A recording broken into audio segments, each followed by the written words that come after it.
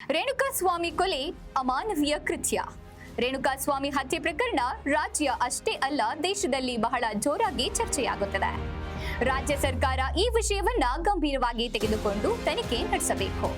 ಯಾರ ಒತ್ತಾಯಕ್ಕೆ ಮಣಿಯದೆ ಸೂಕ್ತ ಕಾನೂನು ರೀತಿಯಲ್ಲಿ ತನಿಖೆ ನಡೆಸಬೇಕು ಎಂದು ಸರ್ಕಾರವನ್ನ ಬಿಜೆಪಿ ರಾಜ್ಯಾಧ್ಯಕ್ಷ ಬಿವೈ ವಿಜಯೇಂದ್ರ ಒತ್ತಾಯಿಸಿದರು. ಅವರು ಚಿತ್ರದುರ್ಗದಲ್ಲಿ ರೇಣುಕಾಸ್ವಾಮಿ ಮನೆಗೆ ಭೇಟಿ ನೀಡಿ ನಂತರ ಮಾಧ್ಯಮಗಳೊಂದಿಗೆ ಮಾತನಾಡಿದರು. ಹತ್ಯೆ ಒಂದು ಅಮಾನವೀಯ ಕೃತ್ಯ ನಡೆದಿದೆ.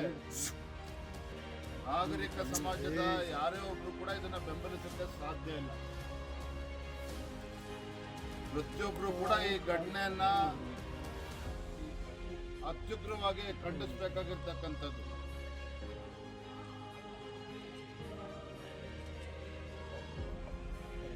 ಇಷ್ಟೊಂದು ಸುಲಭವಾಗಿ ಈ ರೀತಿ ಬರ್ಬರ ಹತ್ಯೆ ಮಾಡಿರ್ತಕ್ಕಂಥದ್ದು ರಾಜ್ಯದಲ್ಲಿ ಅಷ್ಟೇ ಇಡೀ ದೇಶದಲ್ಲಿ ಚರ್ಚೆ ಆಗ್ತಾ ಇದೆ.